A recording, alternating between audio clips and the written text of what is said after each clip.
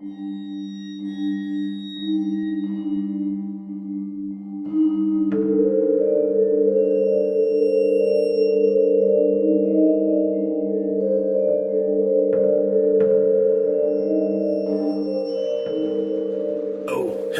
and welcome to Al Dente Rigamortis.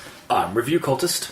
And I'm Mikey. The E stands for evil. Yes, unfortunately, Dr. Leviathan cannot make it this episode. He's off doing a big experiment. Self-experimentation. Yes. Yep. We heard there's lots of blood involved. It's the doctor. He'll be back next week. But we're here to discuss those internet stories, most creepy and most pasta.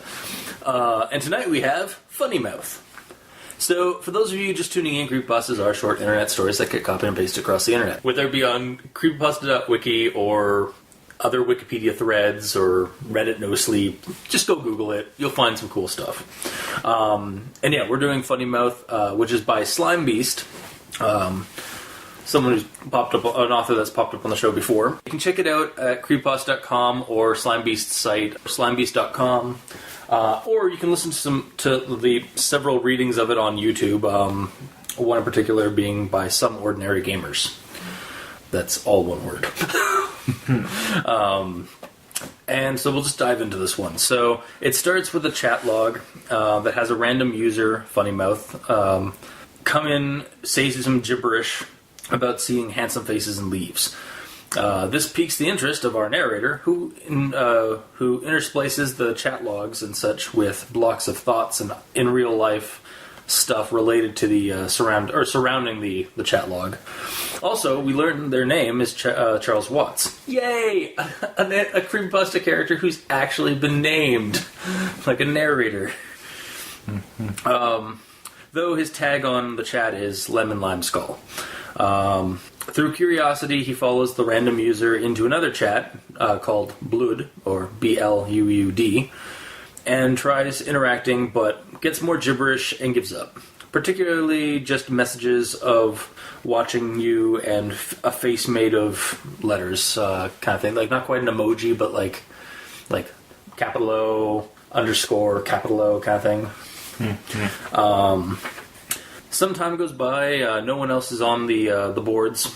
Even his friend George that he was talking to earlier seems to have left. And he gets a message from Funnymouth, which is just the face. Those letter faces again. But the user isn't even in the chat. He gets creeped out by this, but knocks it up to being a glitch and shuts it down for the night and goes to bed. Charles then proceeds to explain that he doesn't get nightmares, and those that he does get are usually more of an empathic horror than a direct horror to him. So when he goes to bed that night, he is welcomed by a familiar woodland dream he has that gets sullied by this worm that keeps writhing up on his neck.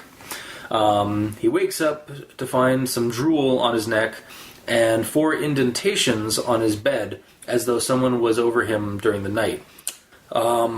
He rationalized it away, though, because, whatever, weird. But before he leaves for the day, he checks his emails, and he finds that Funnymouth has his email and has sent him messages. He tries to politely ask them to not message him, gets a weird reply, and so then he blocks the email.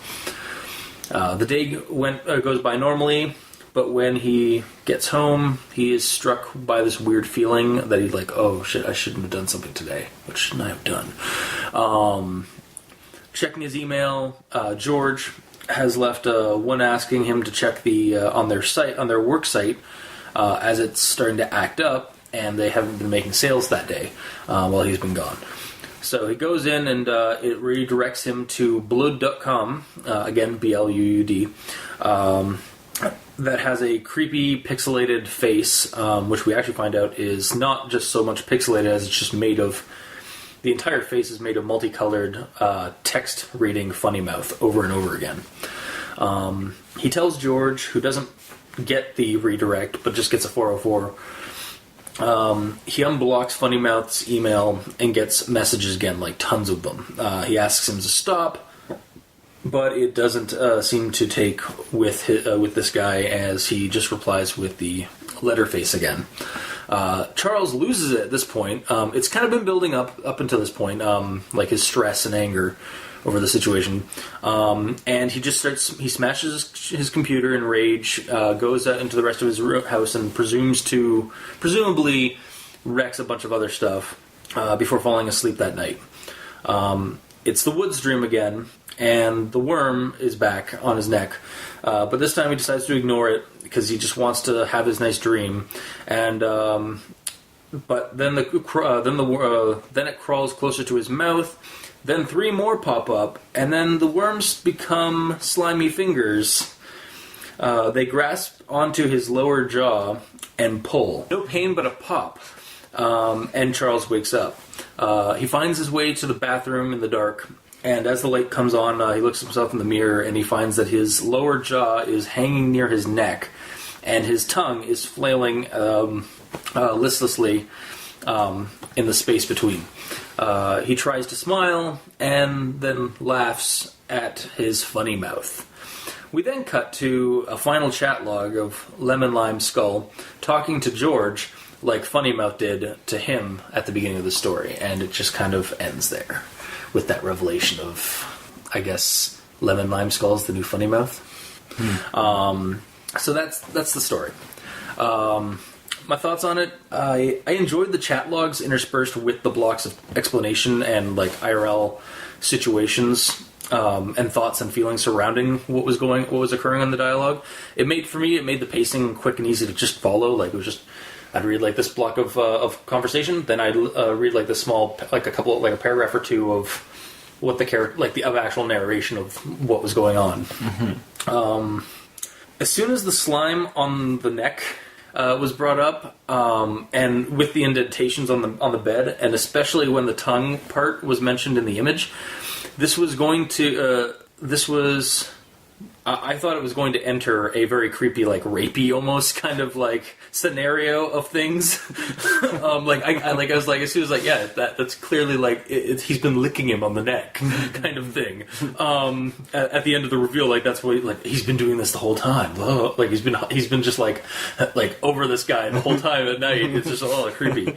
And then we get this bait and switch thing where the worms are now fingers, not a tongue, and we get the ending we do, and I kind of appreciate that bait and switch, because like it's just like, okay, you were definitely like laying it down to be something completely, like, at least for me, like it seemed like really obvious that you were going to go this way, and then you're like, nope. I was like, oh, okay. At least to me anyway. It seemed like a nice, like, kind of red herring, I guess. Is that the word for it? Like red herring, or I mean bait and switch. So yeah. Well, it's where something leads you one way and then it goes another way. Yeah, it's like you thought I was going to go this way, but no. The image accompanying this pasta works for me and isn't too obtrusive or problematic. Though I still feel with a story like with creepypastas particularly, it's better to tell than show on this matter. But otherwise, like, I don't really have any real big issue with that image being there, because it does kind of give you a signature look of what the screen was. In explanation, the image was actually created on a website. Oh yeah, and if you go to what is it, www.refersales.com. Oh. And the first time you go there, it's under construction. But they give you a cookie. So the second time you go, it shows that. Oh, I did not realize like this was a little bit more like out of story than it was. Shit. And it's actually pretty impressive because it's HTML that makes the image. There's no actual image. Of course, our IT wizard would be the one. Yeah. Nice. So it's a nice little touch on that. Yeah. It was created with the pasta, obviously. Yeah. Like, it's not one of those situations where the image was there before and they decided to make a story because of it, or whatever. It was created with the intention of being part of the pasta. Gotcha. Do we know if does Slimebeast, like, have a hand, I guess, in that as well, then? Yeah. That's really cool, actually. All right. Okay, I no longer have a problem with that image. Though I think it would be cool if it actually, like, if you click on the image, like, it actually has a link to it, like, link on it, that sends you to refer sales. Which refer sales, I didn't mention in the rundown, but it's the work site and, like, chat board that Charles and George work at, or they do work with, or something like that. I'm not sure. They, from the sounds of it, they use it as a additional source of ways to communicate with their clients. Yeah. Okay. That's all it really is. Gotcha. They're just waiting to get some sales through their chat, and it's like, well, that's like the worst way to get sales. Although their thing is for referring people, that's why it's called refer sales. So you get referrals. I'm guessing you refer people by going to the chat. God, so is it like a chat version of, like, telemarketing? Oh, quite possibly. Fuck. Okay, Charles deserves to get whatever he got at the end of the story. Sorry. Otherwise, aside from the image, or aside from that, like, my initial beef with the image, which was now kind of null and void, now that I know that there's actually a cool, like, out of story but, like, connected thing with the website. I actually didn't realize that was a tongue lolling it underneath until it was brought up in the story, because I just figured it was just a creepy, distorted, droopy face. Like, it was just, like, tapered off at the bottom. I didn't realize that was actually a tongue, and I've looked at it a couple of times, and I was like, that still doesn't quite look like a tongue, but, like, I mean, whatever. I mean, interpretation, I guess. It's a rather large tongue. Yeah. If it is. Yeah. And I mean, like, your tongue is kind of big once you get rid of, that, and it's just lolling under, but it's not that tall. Or, like, sometimes, and some people have, like, super long tongues. I don't know where I'm going with that. Yeah, where are you going with that? I don't know. Anyway, moving on to my next part of my thoughts. In one of the emails from George, his name is spelled Jeorge instead of Jorge, which has been how it's spelled for the whole story. And up until later, or until the end of the story, I wasn't sure if this was simply a typo or if George's account had been hacked by Funnymouth and it was of some importance to the story, because it happens, like, right before, like, it's one of the emails right before the we get the reveal of the website being, like, hacked in terms of the face. So I'm just not sure. Like, I'm pretty sure it might have just been a typo, but it left me, like, wondering. It's like, oh, does George have a play in this? Like, does he have a hand in this? And then by the end, it's like, oh no, he didn't. It was just a typo. Unless he did.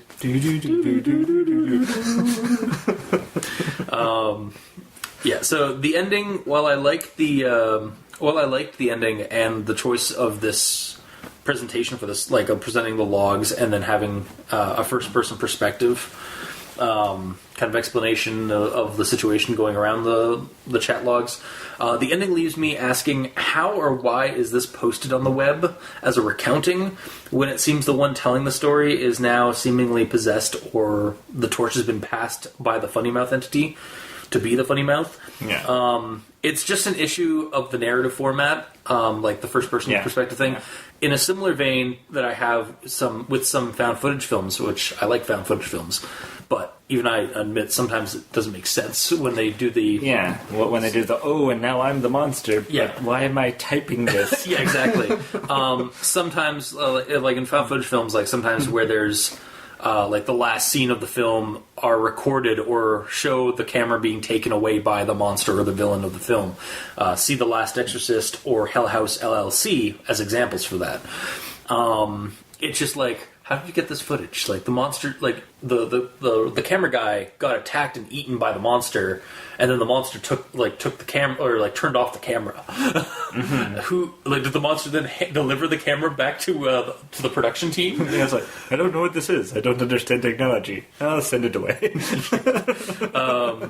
The films are fun to watch, but then you're left with these kind of incongruencies, or you're asked these questions like, how did this footage get found, kind of question. Yeah. And the same thing is kind of like popped up with this one, or with this creepypasta story, Now, an explanation I propose could be that Charles isn't so much possessed directly, just relaying this terrible account of how he became a monster with what sanity is left. Alternatively, it's probably a little bit more probable, or just as likely, we aren't supposed to treat this as a pseudo-immersive found account narrative, and it's more through the eyes of a doomed man narrative. And so you just sit back and enjoy the ride, because you're just reading a story. Don't it's don't just a story. Yeah, exactly. Don't be so immersive. Then again, there's a website that you can go to called Refer Sales that changes as you with each time you go there. So, anyways. So yeah, for me there are some issues with this with the story, but I don't know. They feel kind of minor, compared to the rest, to the story as a whole. Because I actually didn't hate the story all that much. So yeah, I actually I enjoyed the read when I was doing it. So, or when I was reading it. So because it kind of, but then again, I like found footage stuff, and this kind of has that kind of found account genre of creepypasta, I guess, where it's like a found footage film, but it's a written format version. But anyways, Mikey, E stands for evil. What are your thoughts on this? I've been talking for a while. Well, the chat channel seems to be an IRC channel. Okay. I personally haven't used them for over 10 years, but I have used it. And isn't Skype just an IRC kind of thing? No. No? IRC is specifically chat groups and areas, and that's where the hashtag refer sales. I kept at one point in this reading the story, I was like, is it reefer sales? Are these drug sales? No, you need another E for reefer. Yeah. But yeah, essentially, I was trying to think back, how did it work? It's you can get to the chat via joining and whatever, which is what he explains in the story. But I can't confirm or deny whether or not you can see what other people are doing. Because I'm pretty sure it's I'm going to these chat rooms and that's what I'm doing, but I don't recall being able to look at other users. Kind of like Skype, where you have a list of who's. Well, actually, it's like Discord. Actually, it kind of reminds me because again, I don't know if this is exactly the same because I've never really. I think I maybe once or twice when I was in college or something like that, and that was years ago. But I think have you ever heard? You've heard of Discord, right? Not off the top of my head. It's essentially an online chat thing, like instant chat or Skype kind of. It kind of takes the Skype format but puts it onto a website as well as an app. Okay. And you can see every person who comes into the who pops into the. Yeah, you can see people that come into the channel. Yeah. But once they're gone from the channel, there's no real way to look them up. Yeah, you can't just go to they're in this. Again, but it really is just a kind of thing I don't know. It comes back to it's been years since I've looked at it, so we don't know. But it's something that sort of I never use that functionality. Yeah, and again, another one that comes up to me, for me visualizing it, it seems like it might be the same, but maybe I'm completely off. Mumble as well, Mumble chat. I know that has multiple channels that you can make, and you usually can see who's in which channels if you're in a cluster of them. Okay. You have these directories of different channels. And you can actually see, because we'd actually use it for gaming or online.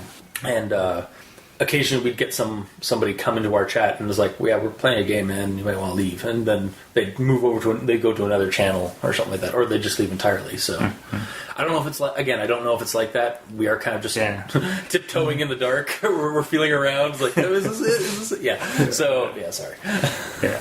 It's just one of those things, it's the closest I could come to in my mind of what he's actually using. Yeah. And the fact that sort of IRC has been dying is not really good for business. Yeah, but I mean, even most chat programs or anything die over time. Fair. Well, this may not even be, and again, like it could just be that, like, yeah, they're the last, like they're one of the last people that actually use it, or and maybe that's why it's so slow. Yeah, so dead. It may not be like set like even a couple of years from now, like it might be set like a little bit earlier than like, because he does talk that he used to do that kind of shit when he was a kid in the 90s. Or around there, and then like, so I'm guessing this is probably supposed to be set sometime in around like 2010 or something like that. Okay. But that's my observation of it. Mm-hmm.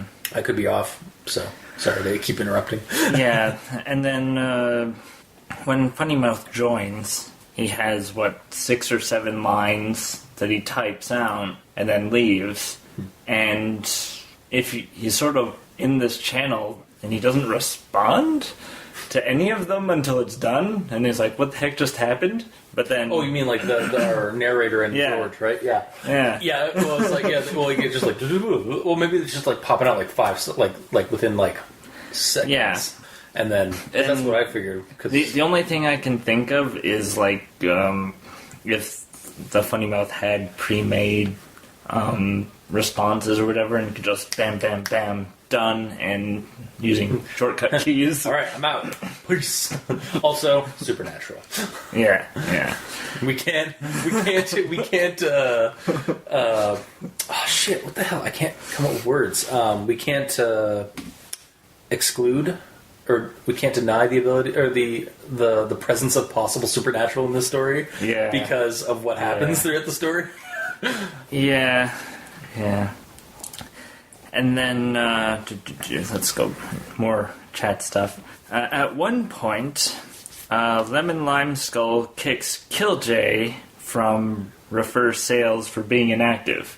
Oh, he kicks him? I thought you just said... It says it kicks him from the channel. Oh, okay. I thought it was like... Okay, I must have read that wrong, because I know, again, my chat experience, I know there's like things you can hit, like, do like certain like key, like add in things to your message to like say, blah, blah, blah, boots this person in the head. Wake up! Kind of thing. Like, I thought it was him just trying to like nudge him or like, or poke him. Kind of thing. I didn't realize. I must have misread that because that's what I thought it was. So not less like he just booted him out. Well, usually in my experience, when you kick someone, do you have the story there? Or no, I don't. Okay.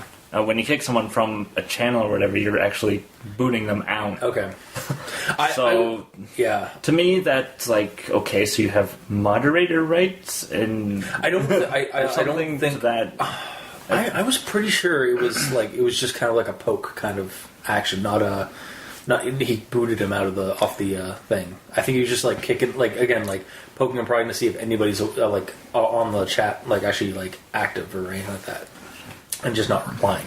Yeah, but maybe, but because I more technology side of it, it's the whole. Usually, when you kick, they're gone, and it took me out of the immersion in that point because it's like he suddenly has moderator rights, and then it makes sense later down because they own the refersales.com, so they are moderators of that channel, but it would have been nice to know that they were in charge of that site beforehand. Yeah, fair enough. Like, that's one of those things where it's good to know certain details before they're revealed. Yeah.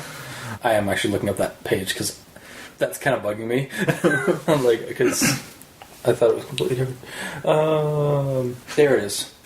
Yeah, to me that doesn't sound like. I mean, well, the thing, maybe the reason why I think that way is because yes, it does say send a message, wake up. Yeah, but I do recall in IRC you can kick someone, give them a message that sort of says why they've been kicked, and then they're out of the channel. Yeah, because all it says is star Lemon Lime Skull kicks Killjay and shouts "Wake up!" in quotes. Yeah.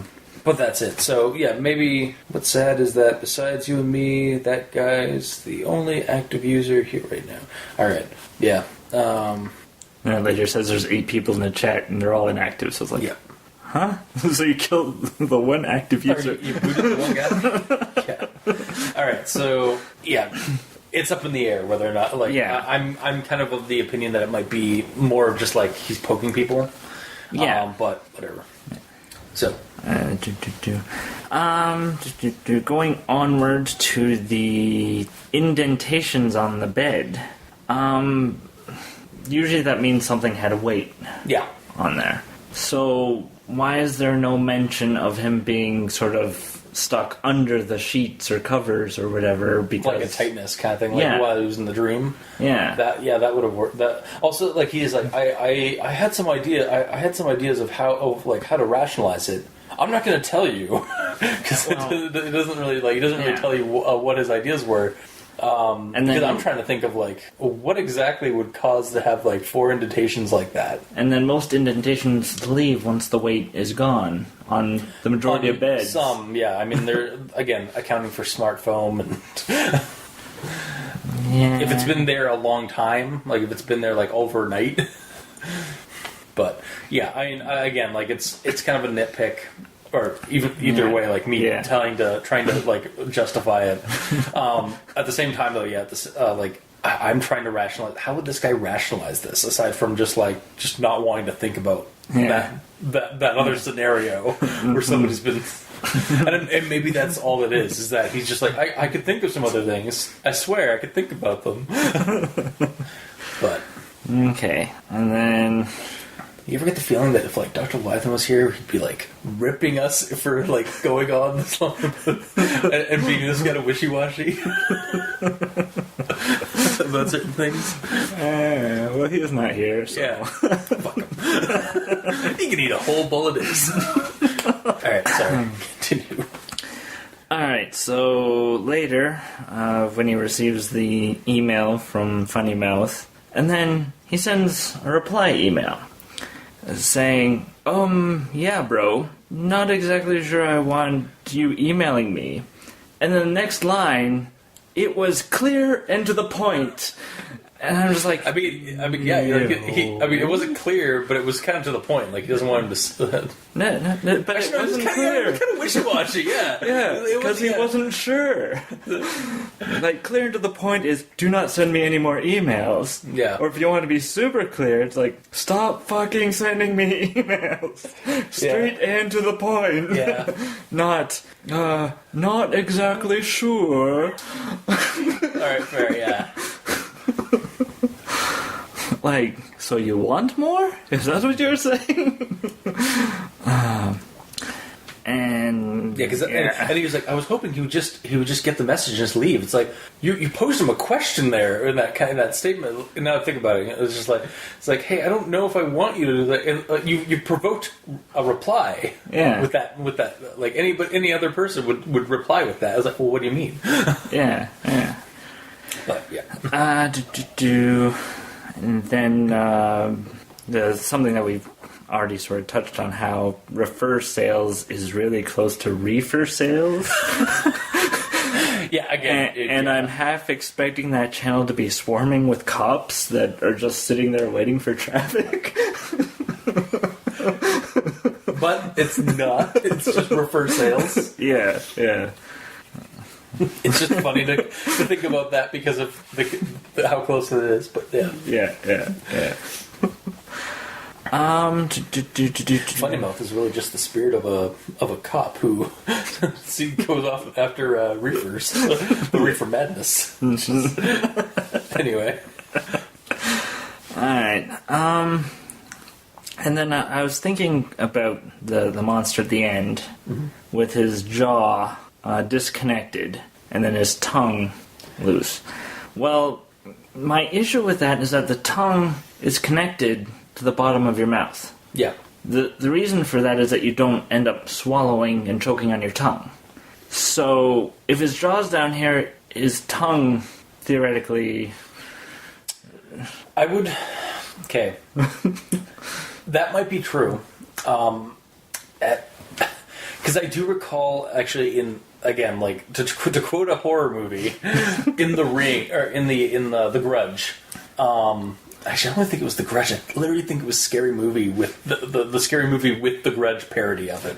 But like when they show like an office worker who got attacked, and she's like, "Oh, look, she's totally fine," and her lower jaw is gone, and she's just got like a tongue like like so. Maybe it's not the like. I know your tongue is like connected to your lower jaw, but like maybe it's just. And again, it's hanging there, so maybe it's just like. Not as far back. I don't know. Like, I get what you're saying. Like, but I've seen like an example of how like somebody might like get that imagery because of a fucking parody horror movie. Yeah, I don't know. I honestly don't know where I was going with that because it's just like I know, like I can visualize it because of I've seen it in movies, but yeah. And most of the stuff that I've seen, like the jaw is completely removed, and then you have the tongue dangling there. Yeah. But the jaw is still there. It's just down to his neck because it just popped it out, which begs the difference. Where's the blood? Yeah, this guy should be bleeding out the yin yang. If he's like, because it didn't just like because the way it's described, the hand, the mouth, like the fingers didn't even just go like onto his like the outside of his face. It went into his mouth and like. And pulled down and like enough to yank out his enough to dislocate his lower jaw. Yeah, there's still like muscle and tissue like in the cheeks and stuff like that keep your like it would be like kind of loose but not like down to your like there'd be some blood and tearing and so there would be more there. But then thinking to myself, we really want that? Because then it would potentially border on gore porn. Yeah, that's also again the way at least the vibe I get for Funnymouth, like in terms as an entity, is like the Grudge or like the Ring kind of thing, where it creates like where the victims are left like horribly distorted but not really gory, just disfigured, kind of in a creepy way. So again, it's my a personal view and opinion for it. I can visualize what he's getting at with the story. It may not make any real sense in terms of like if you actually look at it too hard or like look at it in terms of reality. But again, we are dealing with a supernatural entity. Yeah, and it is a supernatural entity, and like it literally attacked him through his dream, which then translated to reality. It attacked him through the digital media and then into real life, into his dream, and then real life. Yeah. So it was digital, then dream, so fictional, and then reality. Yes. I think we're dealing with a tulpa. Have you ever heard of a tulpa? No. It's essentially a thought form entity. There's actually experiments done in like the 60s or 70s where people tried to create a psychic entity by believing in it enough. Like they tried to make a make a person, like essentially make a ghost of a person that doesn't actually exist. That would haunt. They did like seances and stuff to try and communicate with this fictional character that didn't exist, and it's up in the air whether or not they succeeded or not. But it created the idea of tulpas, which are like you can through enough like sheer willpower of belief in something or like acknowledgement in something, you can make something reality. Which kind of sounds like this thing to me, anyways. But or at least like the power of belief. Yeah, it's like the Slender Man, or like actually the movie that just is coming up again. I'm movie dropping, like name dropping a ton of movies this episode. Bye Bye Man, where like don't say it, don't think it, because if you say his name or if you think of him, he becomes real and kills you. That's the premise of the Bye Bye Man movie. It's sort of like Candlejack. I mean, Candlejack. Yeah. Who's Candlejack? Where you don't say his name, or else he'll take you away. Is that another creepypasta, or is that just a song, or like a rhyme? It's from a cartoon. Oh, okay. Freakazoid. Okay. I never actually watched. I knew of and saw bits of the Freakazoid, but never actually watched it. Anyway, we'll have to get you to watch it. It's awesome. Okay, apparently. Anyway, back to task. Do you have any more?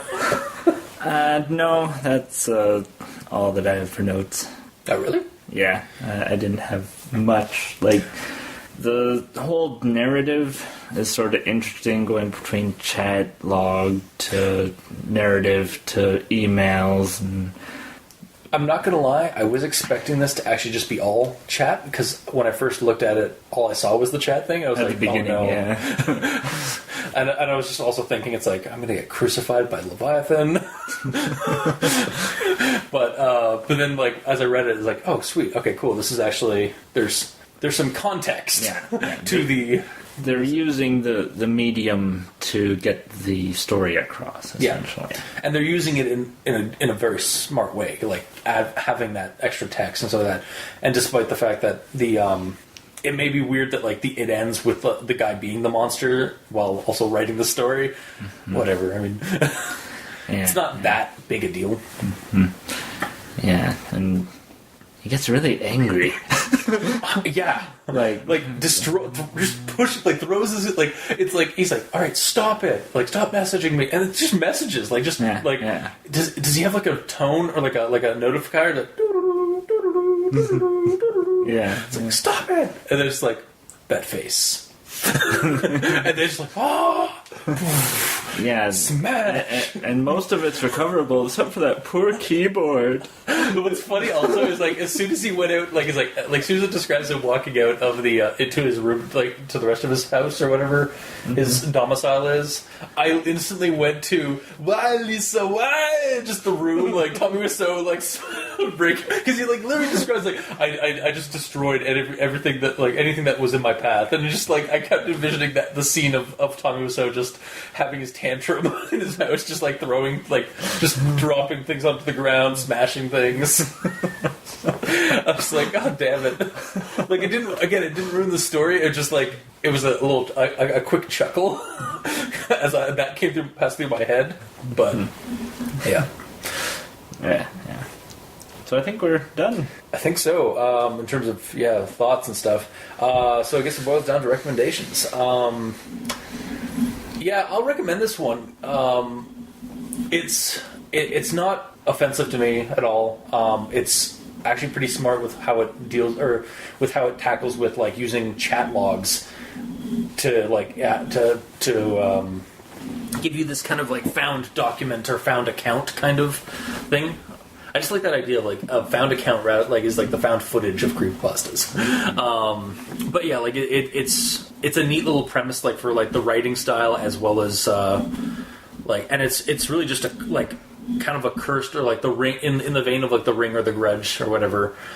This like cursed entity that like passes on the torch to the next person, and then you know that like by the end like he's trying to do that to George now, like the Lemon Lime Skull guy. Or Lemon Lime Skull is now Funnymouth. So yeah, I'd recommend it if you're like-minded like me. Go check it out on either the wiki page, Slimebeast's site, or if you can't read, if you don't want, if you can't read, I did not mean it that way. If you don't feel like reading it, you can listen to any. There's a bunch of them online, like on YouTube and stuff. So check it out there, Mikey. I'm not going to recommend it. Okay. Solely because I don't care for the supernatural using digital media. Why? Well, because they're already supernatural. They don't need technology. See, I gotta fight you on that, because like, I don't have to fight you, but like, I respect your opinion, but like, I don't. Like, I like the idea of like the supernatural tampering with, it's like the Ghost in the Machine, like it's like these cursed, it's like I like that genre of horror where like supernatural entities are tampering with our modern technology, because we like it's just another way of like making us kind of helpless in the modern age, because not even our technology can help us. Like it's not even so much that the supernatural is frying our phones or like frying our electronics or making our phones like unable to like contact people or like help or anything like that. They're legitimately using our technology against us, and I like that idea. But I mean, I can respect your opinion of not liking technology being tampered by the supernatural. Yeah, well, because you dirty, dirty purist.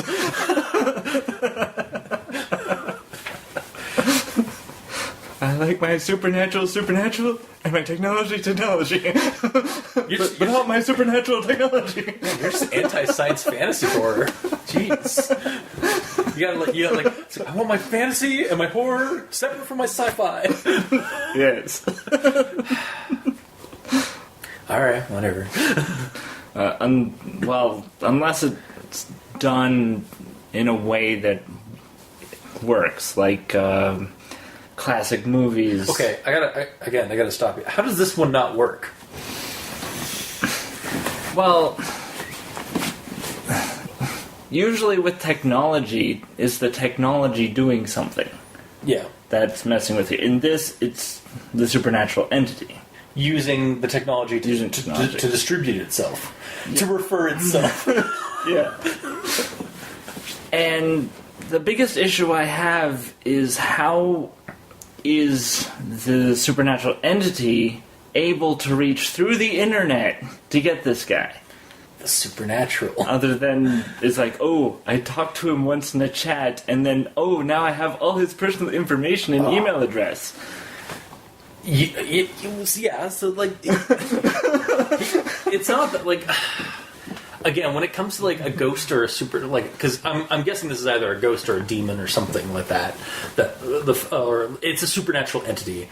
It has abilities that we don't understand, and it's what's worse is that it's using our technology as a means of transportation and distribution. Like, I like that idea of like the supernatural tampering with like utilizing our technology against us, and.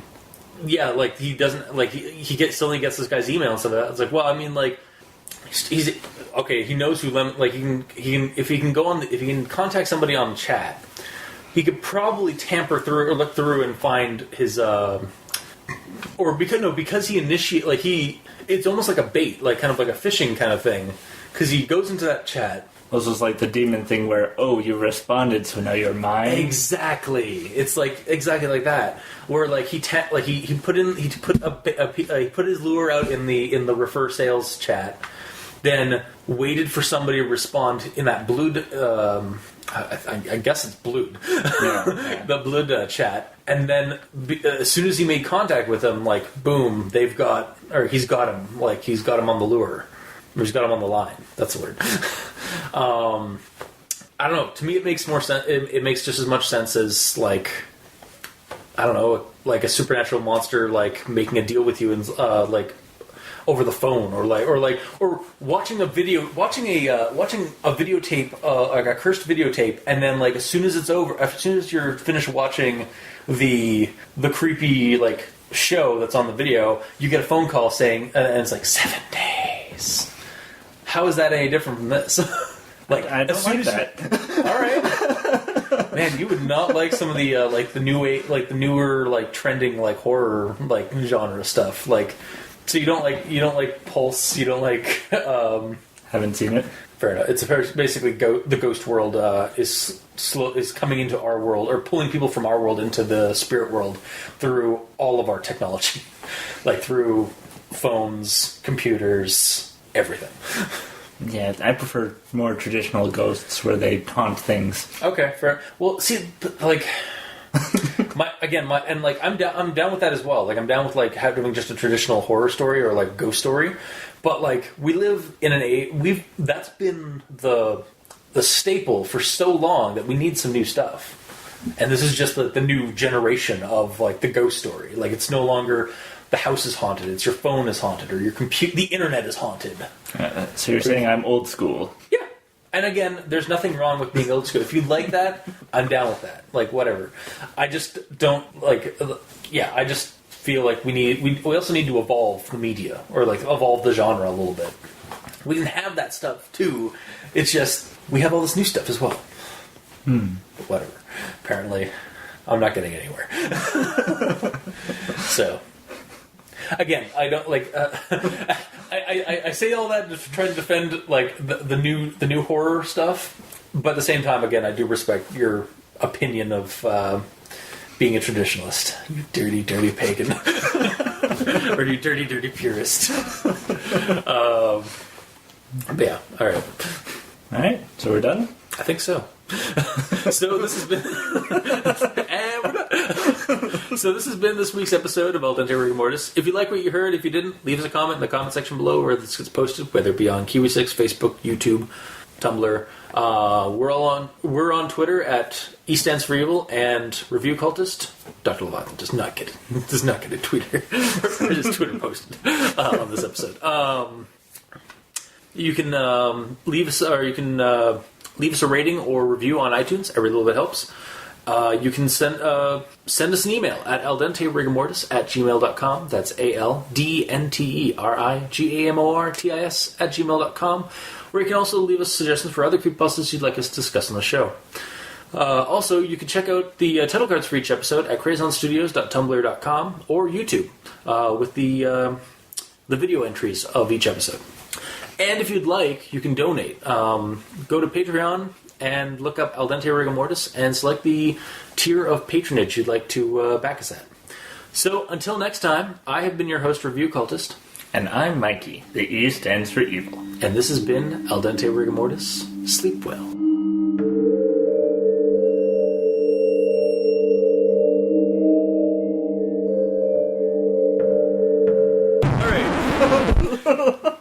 Quick aside.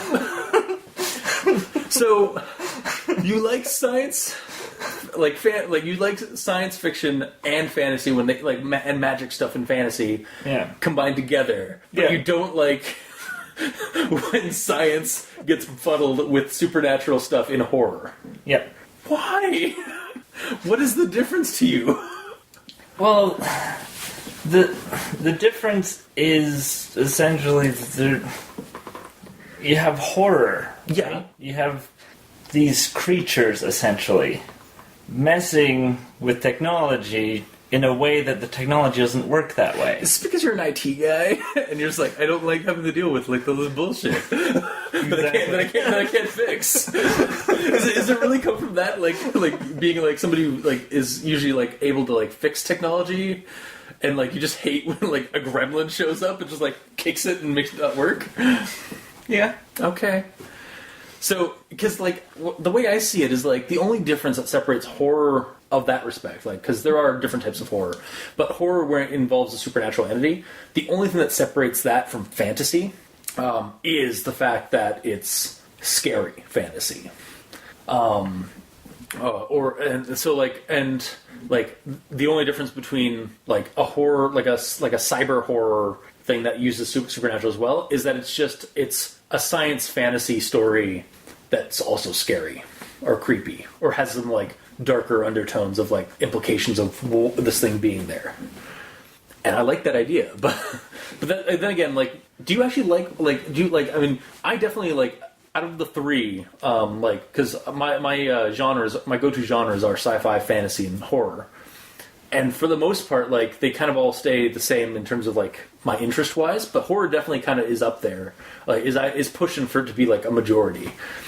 Do you actually care that much for horror? Well, mine's more sci-fi fantasy, and then horror's sort of low. So you're so again, it's the contrasting view of my horror's a little bit higher on my spectrum than yours than it is on yours. And we're each entitled to our own opinion. No. So. I'm not saying that. I just I was just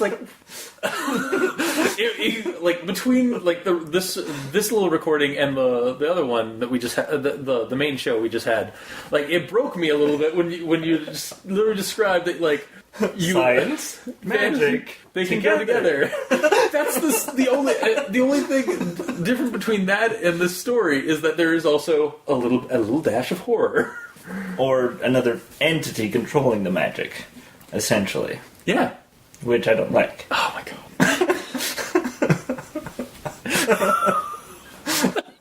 Alright. I like being in control of my technology and my magic. So you don't like the aspect of horror that's helplessness? Yeah. Okay. I can I can respect that. Again, it broke me a little bit when you're okay, magic, science, together. That's the second. Yeah. It's different. Different. Yeah. I You do what you do, and I'll do what I do. You read what you read, I'll read what I read. I say tomato, you say tomato. But Jimmy, it's the same thing on the teleprompter. Oh my god. Alright, I'll stop it now. This is all going in, by the way.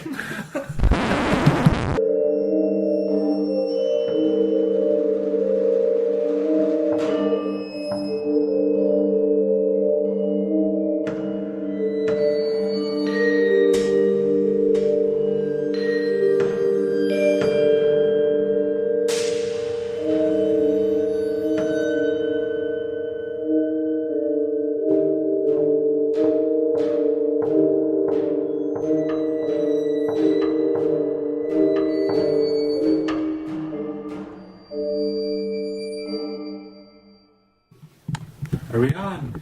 I see a 1 and a 2, now 3. Seconds are going by. Oh god. Time is a flat circle. I have a coffee. Flat circle. It's from the show True Detective. Oh. Rustin Cole, Matthew McConaughey's character is just like drinking a beer like in this interview room like with the police, and he's just like he's carving it out into like a person, and he's just like, or like he like flattens the beer can, and he's just like, time is a flat circle, and I have a bear. It's like it is actually like kind of ingrained a little bit into like memes and stuff online. Okay. Interesting. Yeah, I was planning on watching True Detective at some point because the first season's pretty good. I haven't seen the second season, but I've heard it's not as cool because it's not Cthulhu stuff. Because the first season actually touches on King in Yellow.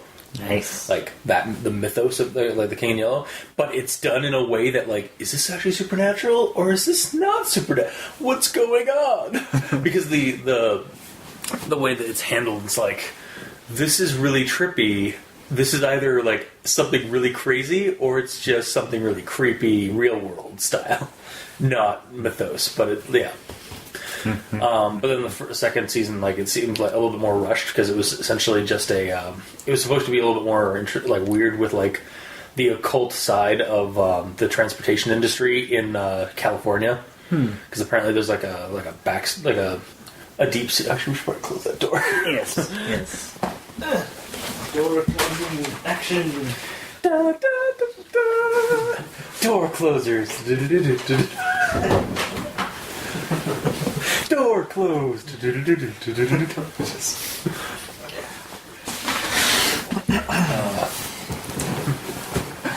is all going to be back real. Maybe. Some of it anyways. Yeah. Alright. Ready to do this? I suppose. Are you ready? Oh.